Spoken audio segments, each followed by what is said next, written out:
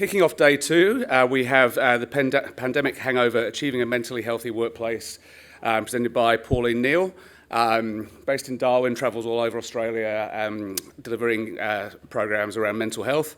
I think for the beer industry, we had 3 pretty exhausting years, only to be dropped into a far worse one this year. And I think there's been a lot of people experiencing stress, anger, worry. That's just me this year's last 6 months or so. So I think, it's a really important thing. I think it's been something been increasingly discussed within the industry. So really keen to hear what Pauline has to say. Thanks, James. Thank you. As James said, Pauline Neal, I'm based in sunny Darwin. I actually felt I had to go out and thaw out at morning tea, out in the sun there. And I do a lot of work around mental health, particularly in the workplace. And when Kylie called me and just said, look, the members are looking for something around mental health in the workplace, is there something you could offer? So here I am.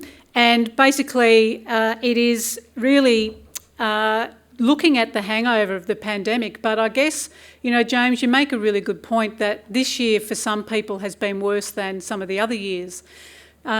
And there's a whole lot of reasoning around that, but certainly the financial issue and the mortgage rates and whatever are contributing. So, look, I just want to acknowledge the land on which we're meeting and on the land in which we all brew and drink beer. So, and pay my respects to those people past and present. And the work I do, I travel around doing a lot of work in workplaces. I tend to have a greater focus on industries where it is male-dominated, so steelworks, glass manufacturing, football clubs and the like. And I've bred 3 of my own. So I have 3 guys, all in their 20s, and they're all very different. The eldest, we refer to him not directly, but as the bogan of the family. So he's working in a nickel mine out in WA. Then the next one is the Buddhist, so he's your soulful vegetarian, well-read, lives in Northcote in Melbourne. And then bringing up the rear is the menace. And so they're all very, very different. But I guess it sort of really had me focused on how we land stuff for blokes around mental health. And there's a really important reason we need to do better at this.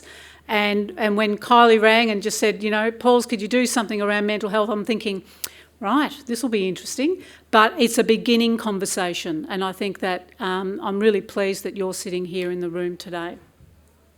So mental health first aid is one of those many products that are out there, but why and what is it? So mental health first aid, we can have one geared to the workplace that really talks about what mental health looks like, how it might present in the workplace, and what do you do as colleagues or managers of people when you notice there are things happening for your staff, and how do you hold those conversations? It's really tricky business, and it's important that we do it because pre-COVID we are having rates where 1 in 5 adults will develop a mental illness in any 12-month period. 1 in 5 adults, and that's pre-COVID. For young people, it's 1 in 4, and young people is 12 to 24. 75% of these people who have their first episode of a mental illness had their first episode as a young person. So it's really important. I hear you did a workshop yesterday on Gen Z. It's really important we understand how to connect with young people. And the older, we get, the bigger the gap gets, and there's all sorts of issues there. But I just want to give just some foundation information around what mental health is. And I guess the best way I can describe this is if we developed a flu or a cold, COVID to one side, how do we know that we have that? There's symptoms that develop. So a runny nose, sore throat, headaches, aches and pains. There are things that tell us that physically our health is being compromised. And then what do we do? When we find out that these things are happening to us, what's the next step? We put in place, in theory, that we take time off work, we rest, we eat well, we have plenty of fluids. Sometimes, for some of us, those symptoms may get worse and it may end up in an illness. So with a flu, it could be pneumonia, as an example. And for someone who's fit and healthy, to get over pneumonia, it takes about 9 weeks. You'll get better from it. It's just going to take a bit longer. So when we talk about mental health, and I'm being generic here, there are symptoms, there are signs, there are things that we notice, either if it's ourselves or those around us. And there are things that we can put in place to pull that mental health issue up. But for some people, for whatever reason, it could be a range of reasons, we don't. And that could then go on to develop into an illness. Again, like the pneumonia, you'll get better from it. It's just going to take a bit longer. So doesn't it make all the sense in the world to actually pull it up early? So to understand what those things are that's happening and what that might mean. And I have lots of guys, not just guys, lots of people say, but nothing happened to me. There wasn't a death in the family. There wasn't an event that created this feeling that I have. I just feel like shit and I can't get up out of bed of a day. So what is it that might be going on? So there could be a chemical imbalance. So we're not producing enough serotonin or dopamine, these great little things in our brain that make us feel that life is doable, that things can happen in a positive way. When we deplete that, then we're sort of left really vulnerable. And we don't know why we feel like shit, but we feel like shit. So this is a really big thing for people to get a handle on, because a lot of people will say, there should be nothing wrong with me, nothing has happened to me for me to feel this way. Well, something doesn't have to happen to you. It's a biological, it's a physiological thing that might be playing out. And this is why we might need to see a GP or someone to help us with that. So what are the things that you might notice, say in a workplace, but this carries across to family, friends, other networks? What are the things you might notice in someone who may be becoming unwell? So in a workplace, these are some of the things. It's not an exhaustive list, but these are some of the things you may notice in people who are unwell or are developing a mental health problem. So we're not at an illness. We're developing a mental health problem, just like a physical health problem might develop with a cold or flu. So there's a couple of the big ticket items: the withdrawing and isolating, the being irritable. The mate that you loved having a joke with, that was good to hang out with, is now really negative and irritable and picking fights, or has something to say about what you're doing or what you're saying, but in a really negative way. Concentration is really impacted. So we're very busy in our head. And if there's one thing you take away from this, it'll be this one. What we think impacts how we feel, and that impacts our behaviour. So let's say, for example, I'm working with you, we're colleagues. After work, I send you a message and my headspace isn't great and you don't reply to my message. What are the things I might start thinking in this negative headspace? And it might be things like, I knew he didn't like me, he's got it in for me, he's undermining me, I don't see any value in the job anymore. So one negative thought breeds another negative thought, breeds another negative thought. And then that impacts how I feel. So I might take a view that I'm not worthy. My self-esteem takes a pummeling. I start beating myself up and not understanding the value I have. I start second-guessing myself and doubting myself. Say I wake up in the morning, time to go to work, I might think, I'm not going. Pull a sickie. What I think impacts my behaviour. It impacts how I feel about myself. But if I was thinking in a really positive way, and I didn't have any of that sort of toxic stuff going on in my head, I send you a message after work and you don't reply, you're busy. Get back to me. Life goes on. I don't give it another thought. That's the difference. So when you've got someone in your life that has got this negative thinking going on, then you're going to have people that are really changing the way in which they view life to how they were before this happened. So there's things that we can do about that, right? But we've got to recognise it and put our hand up. Really important.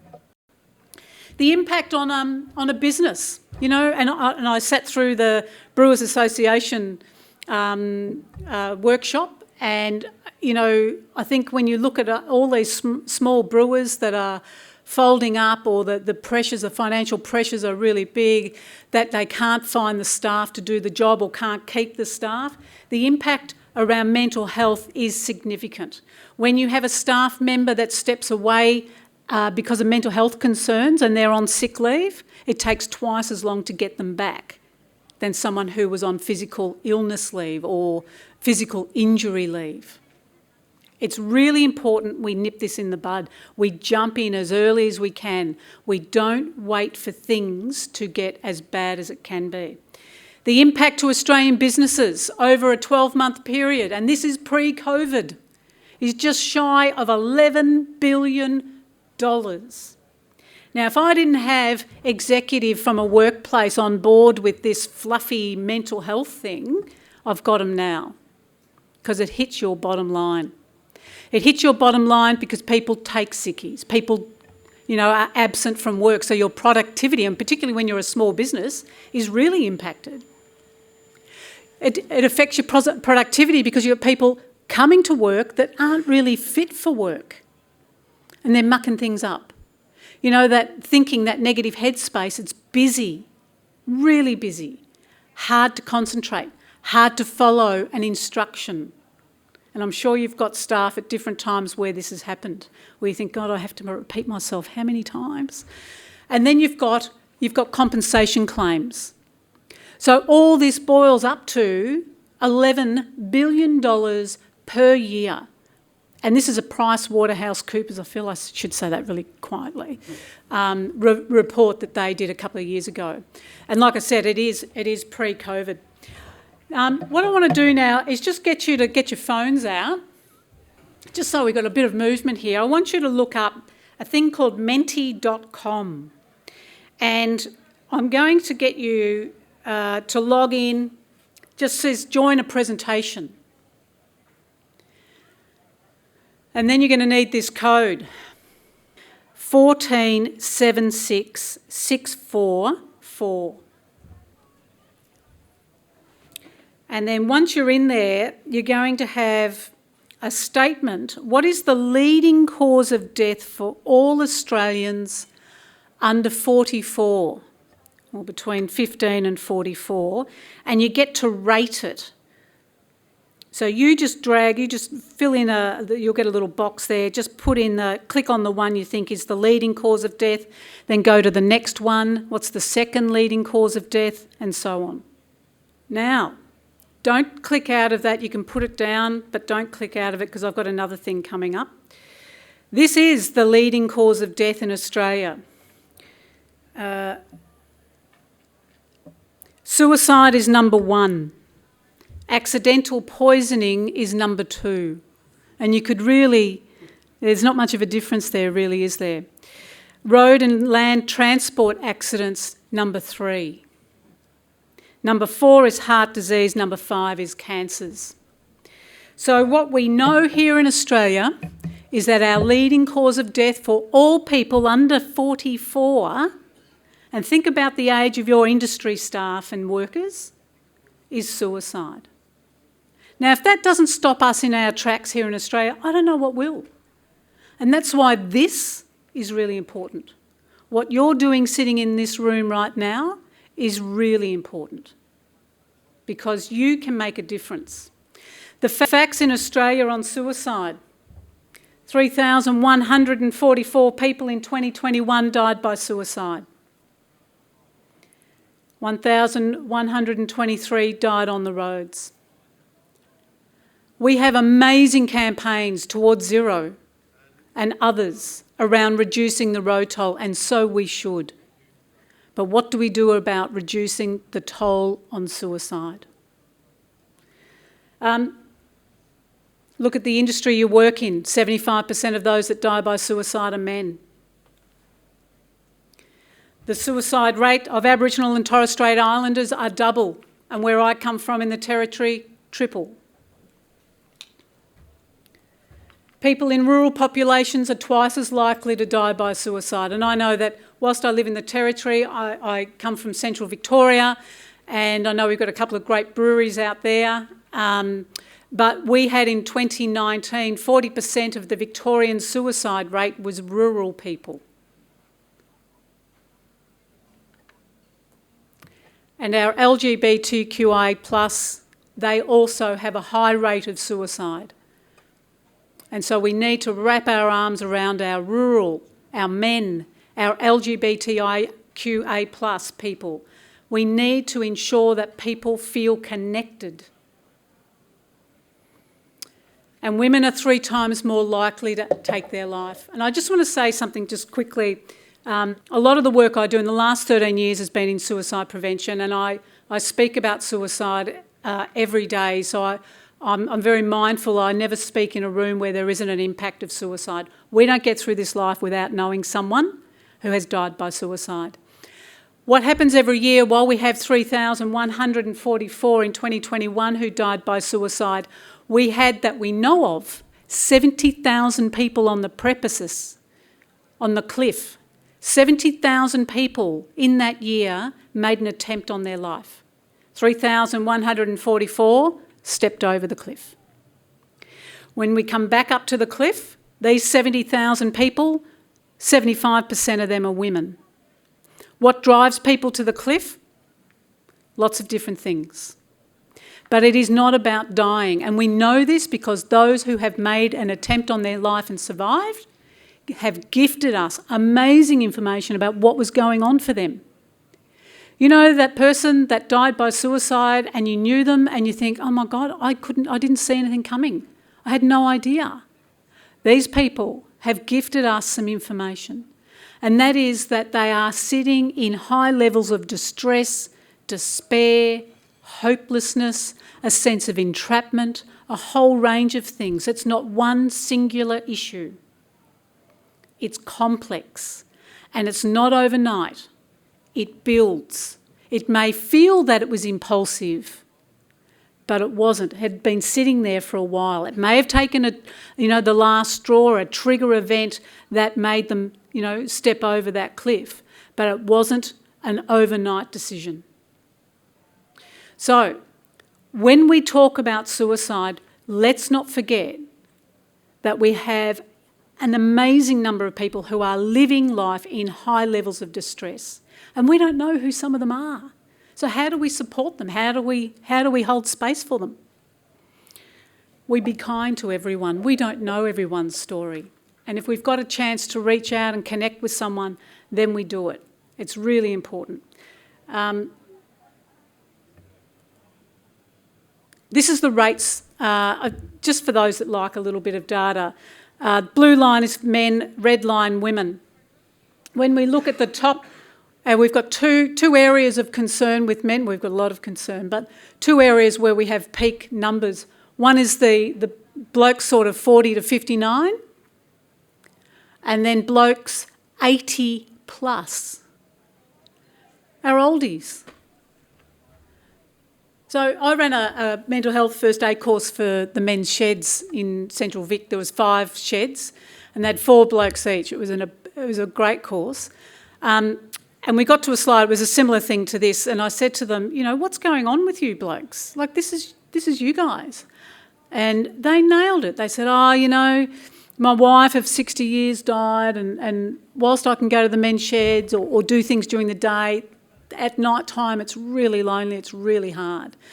It might be, I don't want to be a burden to my kids. It might be, my kids want the house. They want to chuck me in an aged care facility. And for middle-aged guys, when I ask them what's going on, it's relationship breakdown, financial stress, business going belly up, not having access to kids. So there's a whole lot in that, and we need to understand what's playing out. But we have these amazing days called Are You OK Day. We can all ask the question, but what if someone says, yeah, no, I'm not okay? What do we do? What do we do next when someone says, are you okay? We need to ask them, to Just sit down and hold space and find out what's going on for them. Understand what supports are available to people. You know, generically, we know we've got Lifeline. Beyond Blue now do enormous amounts of work, and they have a phone counselling session. But not everyone needs to ring a clinician or check in with a counsellor. Most people just need to be heard and have space to be able to say what they need to say without being judged. That's what's important. All right, so we're going to do some questions in a minute, but I just want to talk about our bucket. Everyone has a bucket, and I call it, depending on the audience that I have, and I think I'm confident in saying shit in this room. So we all have a bucket of shit, right? We all have one. What fills our bucket? Some of it is our own shit, like we make dumb decisions or hang out with the wrong people or don't give ourselves the self-care or the time we need to just sort of breathe and take some space. There's other shit in our bucket that actually belongs to other people, and we let them put it in there. We might allow them to put it in there, but sometimes people just chuck it in there. So we need to understand who's putting their shit in our bucket. Ever had that friend that's always dumping on you or setting you up, or a toxic manager? Those sorts of things land in our bucket.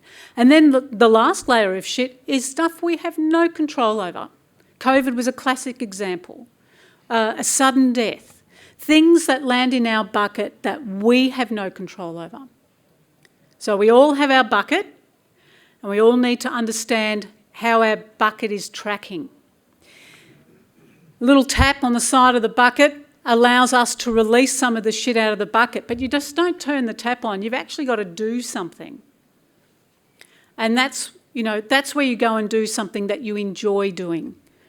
People call it self-care, time out, whatever it might be, whatever language you want to put on it. But if you get some benefit by it, you feel re-energised by it, if you feel that you've let go of some stuff out of your bucket, then do more of it. And we need to do something every day. And what you do will be different to the next person. You know, some people run. I'm not running. Some people will binge some trashy reality, Married at First Sight, Farmer Wants a Wife, whatever it might be. If it takes them away from the reality of their life that day and they get a little bit of respite from it, that's okay. Hanging out with a good mate, having a couple of beers, not a slab, but a couple of beers, and just enjoying each other's company. Coming up to the Gold Coast and taking an extra couple of days and going walking on the beach or a swim. Can't do that. I'm up in Darwin. I'd love to go for a swim. I'm not going for a swim. So doing something that you get some, benefactor from it, some energy, you're feeling better for it. And the other thing that you have with your bucket, you can teach people this. You can teach little kids this. It's really important that we manage our bucket. And you know what happens when we're under the pump? The bucket goes. The tap's hardly fastened because we haven't got time to deal with the bucket because we've got deadlines, we've got all sorts of other stuff. But what you're actually doing is loading the bucket even more. So when it is really tough, when you feel you have no time for yourself and you're prioritising everything else, wrong. That's exactly when you need to make that time. And if you have to get up 30 minutes earlier to do it, then you do it. Because that's how we manage our bucket. And when we ignore our bucket and the bucket overflows, I don't need to tell you what happens then, but it's not pleasant. So, any questions on the bucket? I'll expect everyone to be managing it well. Okay, so back onto Menti. This is questions and comments. So if you've got any questions for me, I'll just either put your hand up and ask out loud or pop it into Menti and I can see it and it'll come up here. What's the best way to manage an Are You OK day at work? Such a great question. What we do know is awareness-raising days don't really make an impact. What makes an impact is what we do with them afterwards. So how do we manage it at work? We can highlight that, some of the information I've given you. Feel free. Use the bucket. Put that around. You've got my contact details now. Send me an email. I'll send you some of this stuff. How we hold the conversation is important. What we do when we ask someone, are you okay?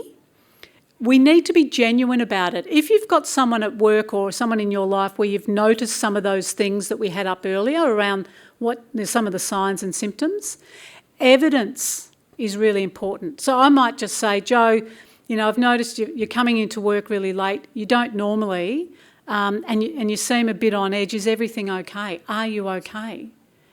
Now, Joe might just say, I don't know, just finding it really hard to sleep. I'm really tired.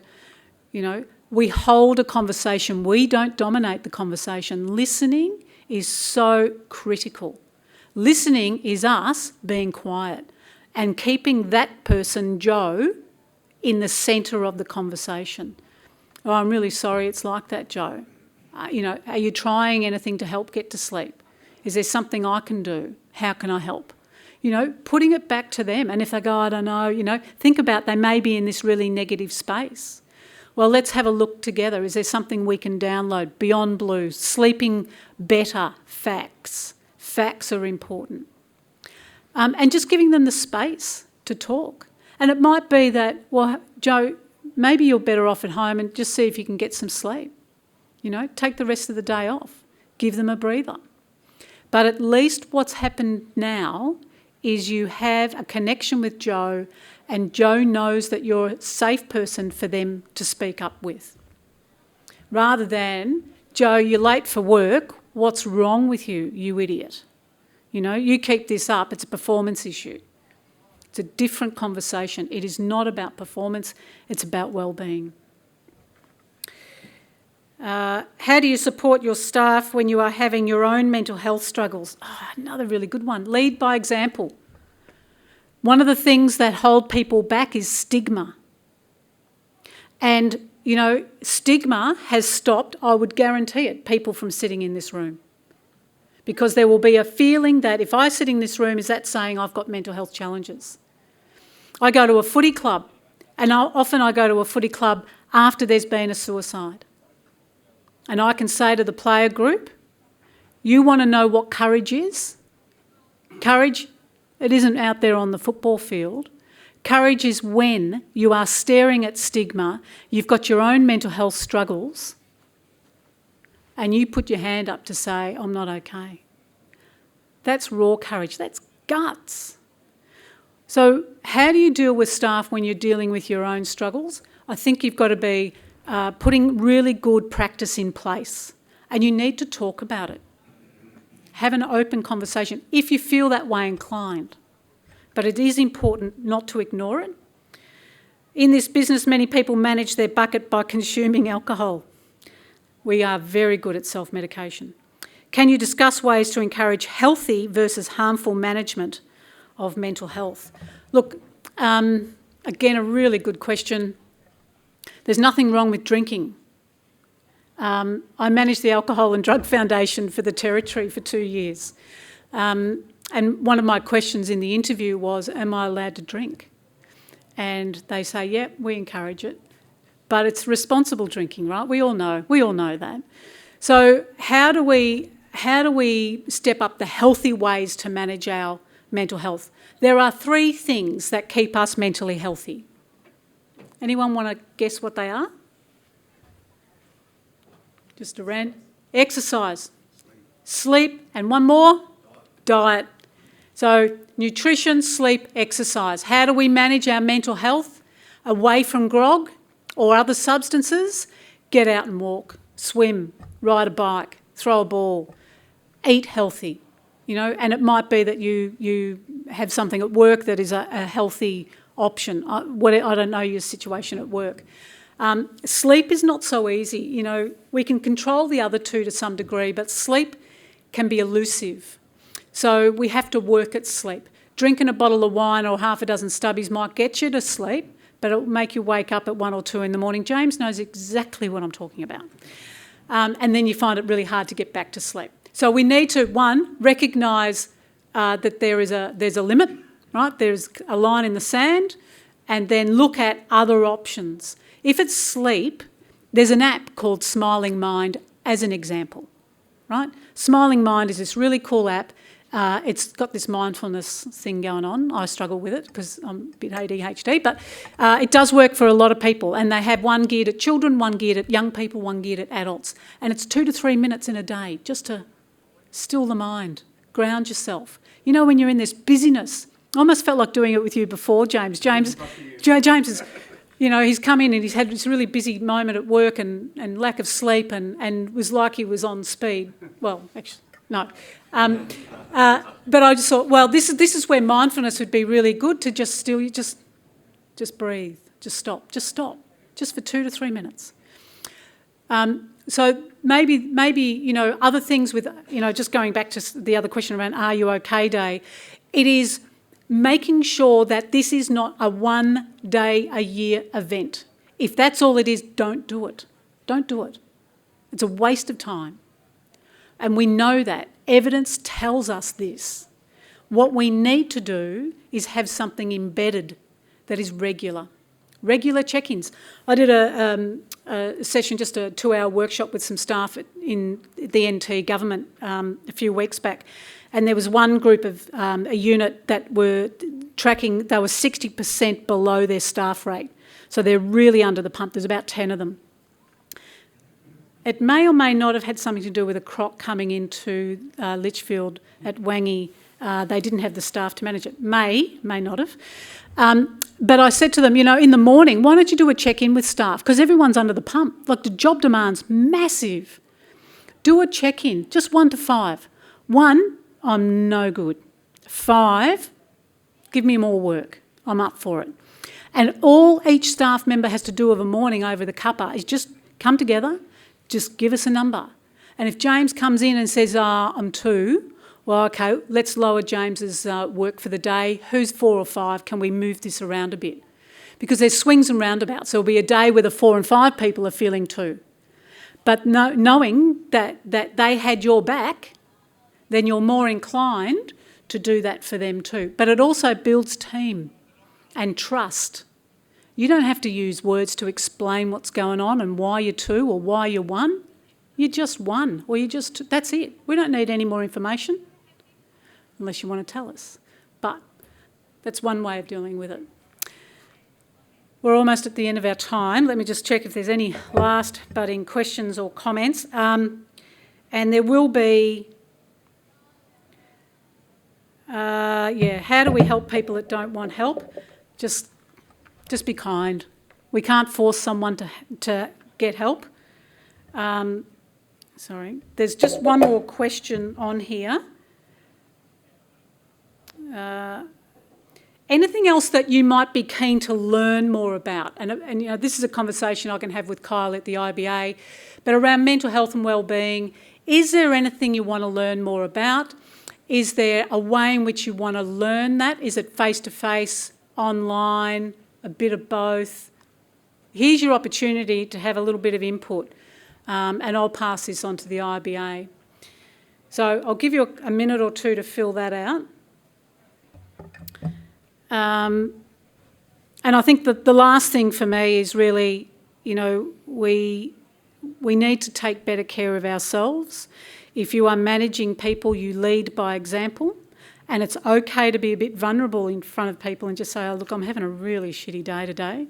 You could tell them why, or you may not tell them why, but just, you know, what that says is kick gloves for me today, please, people. Fine, you know, there might be things that you can download that you can give staff. If you're not okay, these are some really good resources that, you know, anyone can access, anyone. Some of the training I do will be specific about an industry and the supports that are there for that industry. So, but there are very generic supports around. And the other thing is, you know, just look out for each other and do the things that we know we can do in community for each other. And only a natural disaster highlights how amazing we are. And whilst we had that slide about blokes and 75% of guys are represented in that suicide data. I tell you what, if ever you're in strife, blokes are amazing at offering support. Incredible. First there, right by your side. Now we need them to put their own hand up next. And that's the difference. So, thanks very much for the time. I hope you got something out of it. Thanks, Pauline. I did just want to say one thing. My wife is a primary school teacher and does a lot of stuff around mental health with the kids and tries to bring it back to the house. And she uses the bucket as well. But she uses it the other way, going, is that filling my bucket when my kids do something wrong? So I'm going to go back to her and say now, you're filling my bucket with shit. I've got a different bucket. She takes it the other way around. So you've got to keep each other's buckets filled. So I'll feed back to her and say, just make sure you're aware of this. But that was great. And actually, I've made some notes there for one of the panels I'm doing on diversity later on, which I think will be really keen. We've got guys, Aboriginal, employee of a brewery, gender diverse people on the panel. So that'd be great to sort of feed some of this stuff back into the panel later. So yeah, thanks again, Pauline. No worries. Thank you. Thanks, everyone.